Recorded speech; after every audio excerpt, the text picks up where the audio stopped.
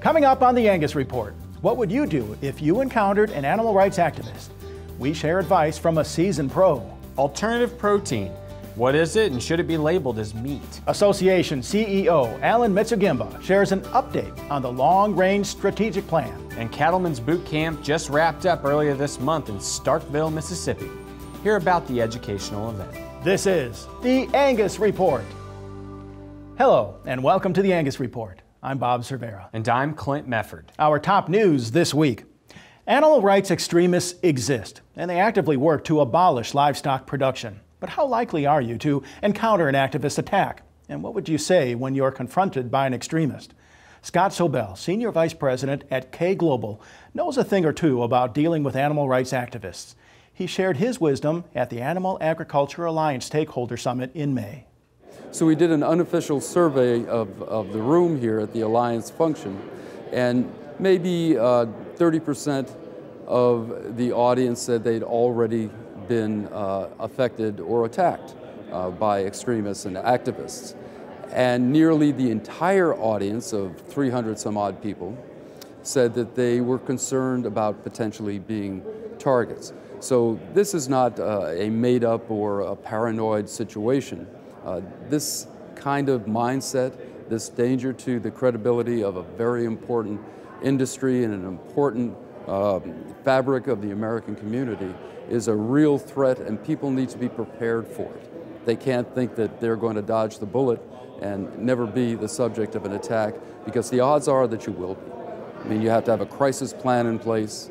You have to know who can be a spokesperson and an effective spokesperson for you. You have to understand that the people who are attacking agriculture are doing so as a business. I mean, they're looking at short, mid, and long-term attacks and processes to hurt the credibility of agriculture. Sobel says building relationships is a great way to establish your credibility and protect yourself against activist attacks. The best thing that a producer can do is think about a long-term plan to create a relationship with all of your key stakeholders. So key stakeholders are not only consumers, but they're retailers, they're distributors, they're politicians in the community, they're law enforcement, they're schools. You think of all the people who you want to have a relationship with and have a regular, ongoing, engaging conversation with them. Talk about how it makes absolutely no sense for you to be inhumane or have bad practices because your production's going to go down, right? It's going to hurt you ethically, but it's also going to hurt you as a business as well. So talk about your value, what you produce, what you actually contribute, and also the way that it's your products have been accepted by a consumer audience, and will be in the future.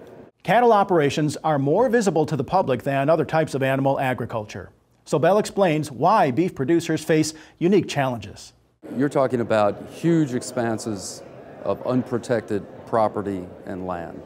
So that's a real challenge to beef producers.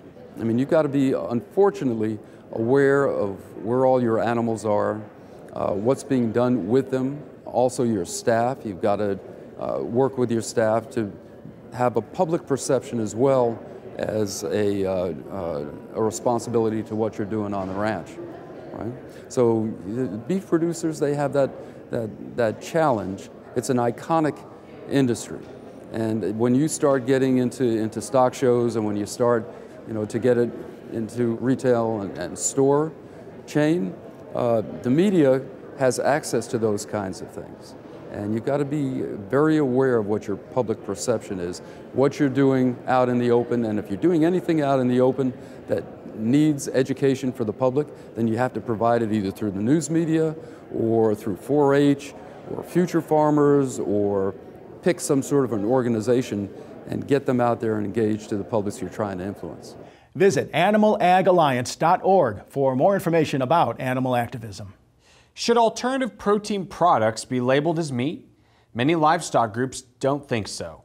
The U.S. Cattlemen's Association filed a petition with the USDA Food Safety and Inspection Service about beef and meat labeling requirements this year. The petition asks FSIS to exclude protein products that that are not directly derived from animals raised for slaughter to not be included in the definition of beef and meat. Several groups have spoken up and submitted comments. Meanwhile, Missouri lawmakers are taking action on the matter. The Missouri legislature recently passed a bill that bans the labeling of non-meat products as meat. And lawmakers overseas in France recently took action on the subject and have passed laws policing how companies can label fake meat. Companies may not use the words burger, steak, sausage, or filet if the product is made from plant-based proteins. Back in the U.S., many individuals and organizations are waiting to hear an official response from FSIS on the subject. Hot weather means cattle are probably drinking more water, eating less, and seeking out shady areas in their pasture or feedlot. Stephen Boyles, a beef specialist at Ohio State University, suggests making sure cows have access to cool, clean drinking water, especially in shady areas. The summer heat can also take a toll on the estrus cycle of cattle. Boyle says hot weather can reduce duration and intensity of the estrus cycle and can increase the intervals between estrus periods. And Boyle said higher body temperatures can even affect breeding during the summer. But there are several ways you can mitigate heat stress in your herd. He encourages producers to check the water temperature this summer too, since water temperature can affect rumen and blood temperature. Boyles also suggests you handle cattle early in the morning. That's because cattle are more vulnerable to heat stress when they're handled during the midday heat. Plan ahead for the summer to have a heat stress plan in place to provide the best care for your cattle and monitor weather forecasts and conditions. A University of Missouri study finds quicker shedding cattle yields heavier weaned calves and suffer less from heat stress. Eldon Cole, a University of Missouri livestock specialist, says hair shedding is heritable and is important when selecting cattle. Producers can score their cattle on a scale from 1 to 5 for how complete their shedding is. To keep track of the completeness of shedding, Cole suggests to score breeding females every spring. A score of 1 means the animal has completely shed off its coat and is sleek. An animal that scores 5 retains its winter hair even during the summer months. Although there's no hair shedding EPD, Cole says it could be a possibility in the future. The Angus Foundation completed a study from 2008 to 2010 on the development and evaluation of hair shedding. The results of the study were similar to the University of Missouri findings. Hair shedding is heritable and cattle should be scored on their shedding abilities. Visit angusfoundation.org for more information. The American Angus Association's long-range strategic plan was created in 2016, and association employees have been hard at work to turn the vision into reality. Association CEO Allen Moczygemba shares some background about the plan. Well, it allows us to be really focused on what we're doing and to be strategic more than anything and thinking of the future. This plan is a 3 to 4 year plan, so we're not looking the next 3 to 4 months, but rather years ahead. And really, to make the kind of impact we want to make in the beef industry, that's important to do that, to look more long-term, if you will. So that's how the long-range plan will help us. It'll grow our relevance in the industry. It'll grow the impact we have, and ultimately, it'll grow the value of Angus cattle within the industry. Well, there's 5 areas that we identified. One is leadership. One is genetics. There's the commercial segment or commercial programs. There's product, which would, of course, refer to certified Angus beef. And then there's the area of research. So we have five core areas that we identified, and then underneath those areas are strategies within each specific area about that core target, if you will. 2 years into the plan, and the association has come a long way. There's a lot of progress made. Some have already been enacted, if you will. Others are in the process of being done. But, we can see them all come together probably by the end of this year. This is year 2 of the plan. I would say probably 80% of them have been completed, or if not completed, they're in the process of being rolled out in the marketplace. So I see us having more relevance in the industry, more even than we do now. I see us having more impact in the industry. I see us all pulling toward common goals, and those goals being those 5 core areas we talked about earlier. I see a lot of positive about it. It takes a lot of work. There's a big investment in time and a little bit of dollars, but more in time than anything else. But it's really important that organizations the size of Angus and with the influence that Angus have plans like this that they're not just words on paper, but they're action documents that outline the direction we're going. Visit angus.org for more information about the long-range strategic plan and to learn more about the association. We check in now on the latest cattle market news with our market update, brought to you by CattleFax. Hello, I'm Marcus Briggs with the CattleFax update. In the recent April USDA cold storage report, total red meat and poultry in the freezers was at 2.53 billion pounds. Total meat supplies in cold storage have only been above 2.5 billion pounds once ever, back in September 2017. At the record cold storage, beef and pork made up 19% and 24% of the meat in storage respectively. Poultry historically keeps the largest tonnage in the freezers and made up 55% of the supplies in September 2017. Compared to the September peak, the April numbers show a slight shift towards pork. Beef as a percent of total meats was at 19% this April, same as the previous peak, but pork was increased to 25% and poultry was down at 54%. Beef and poultry in April were down a combined 53 million pounds from the September peak, meaning that pork in cold storage is up 22.8 million pounds versus September 2017. Pork supplies in cold storage aren't record high. That level was set at 700 million pounds in 2015, but pork supplies are at their largest since fall 2016. The biggest relative growth to pork supplies in cold storage comes from pork bellies, which at 64.5 million pounds is almost twice the supply in April 2017. Beef supplies have been higher for 2 months in a row, which is opposite the seasonal trend of making a low in late summer, early fall. Despite the short-term trend higher, total beef in cold storage remains below the 500 million pound mark last seen in January. At 471.5 million pounds, beef supplies are nearly 100 million pounds less than the record high of 568 million pounds in December of 2016. Keep in mind, beef production has grown each year since 2015. Year-to-date, beef production is up roughly 3%, with the year-over-year gap widening through April. Beef supplies in cold storage as a percentage of beef production were at 22.3% versus 23.4% a year ago in April and a 3-year average of 24.1%. Beef demand has remained strong both domestically and globally so far in 2018. If beef supplies in cold storage continue to trend higher and start coming in consistently above a year ago, then demand might come into question.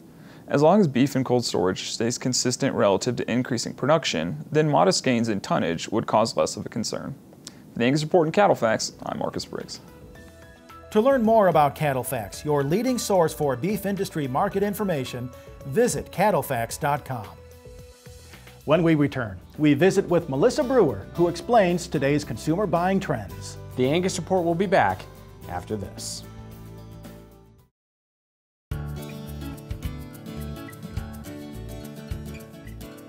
As the digital world develops, so does grocery shopping. Certified Angus Beef's Communications Director Melissa Brewer explains why today's consumer might buy beef a bit differently than generations before. Shop, click, buy. The progression of online shopping has evolved into a mainstay that looks like it's changing the way we grocery shop, including the way we purchase beef. So you're hearing a lot of buzz today around the Amazon Primes and Amazon Fresh more specifically, looking at some of the meal kits and Hello Fresh and Blue Apron, others that are delivering foods right there at home. So it's really a landscape that's continuing to change and evolve. And so right now we have been continuing to look at what is happening in that landscape and where fresh meat fits in within that portfolio. Does today's consumer want beef delivered to their door? Not quite yet. That's according to Gallup surveys that show 84% of consumers still have not purchased groceries online. And when you think about that, you're hearing a lot of buzz, but the reality is they're still not willing to go there for their groceries. Then when you look on farther down into that basket, they're certainly not willing yet to put their dollars towards fresh meats, fresh produce, because they still want to be able to go into the store, be able to touch, to feel, to see the freshness of that product. And so it's an interesting landscape right now from that standpoint, knowing that consumers are absolutely interested and are ever more connected to their mobile devices and being able to make those transactions right online. But we still need to see how it's going to play out when it comes to the meat case and being able to take those fresh products to home. While today's beef consumer still wants to pick out their own roast, they enjoy using digital aids to make shopping as quick and easy as possible. We also see a lot of our retail partners, or the Certified Angus Beef brand retail partners, that are looking at how they continue to provide that convenience to their shoppers. And so you see a lot of those that are doing the click load and goes, or, you can have all your products listed out and send that in, and then you just, drive by the curb and pick it up on your way home, or some of them are even delivering out to their shoppers. So they're continuing to look at the space and figure out how they can blend all of that together to make sure that they're meeting their shoppers that are increasingly busy. The shift in buying requires consumers to depend on their trust in brands, relying on familiar sources when selecting products online instead of in person. The Certified Angus Beef brand is working to build that digital relationship. We have several different ways that we're trying to engage our consumers, going more directly to consumers with resources that allow them to have the confidence in the kitchen. When we look at providing apps like the Roast Perfect app, a tool that you put in how much beef you need to purchase or how many people you want to serve, and it calculates what roast you should be looking at and does all the hard work for you. So you put that into your mobile device, you go home, and voila, you have that perfect roast for your family for a holiday or any other day of the week, and honestly, just giving them some of that confidence. They also spotlight convenience items to help the time crunch consumer. Visit blackincwithcab.com and angus.org for more information. Next, we head to Mississippi to hear about Cattlemen's Bootcamp. Back with the Angus Report after this.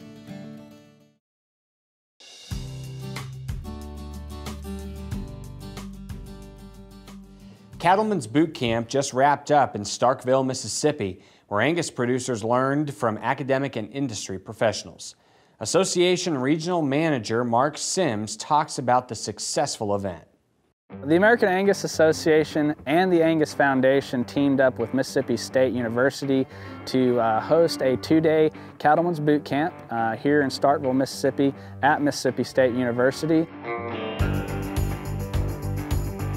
We had a wide variety of speakers, both with Mississippi State and the American Angus Association, that spoke to a combination of commercial cattle producers and registered Angus breeders. We came on up to have breakout sessions up here at the South Farm today at the beef unit. We started with a really good market report, a stockyard study research project that we conducted here at Mississippi State. We had a tour of our brand new meats lab. Most producers never have the chance to see a slaughter facility, and hardly anyone has a chance to go through a facility that's brand new. We had breakout sessions on foot scoring led by Mark Sims, the regional manager.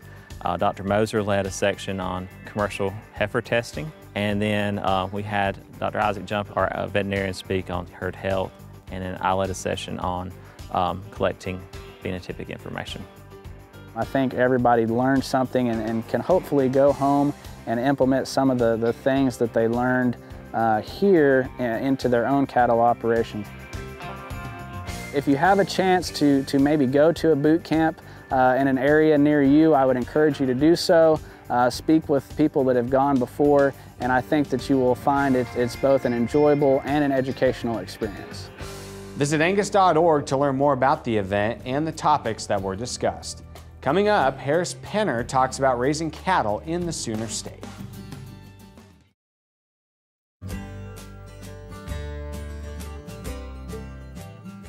Oklahoma rancher Harris Penner shares his family's passion for Angus cattle and what it meant to raise his daughters in the National Junior Angus Association.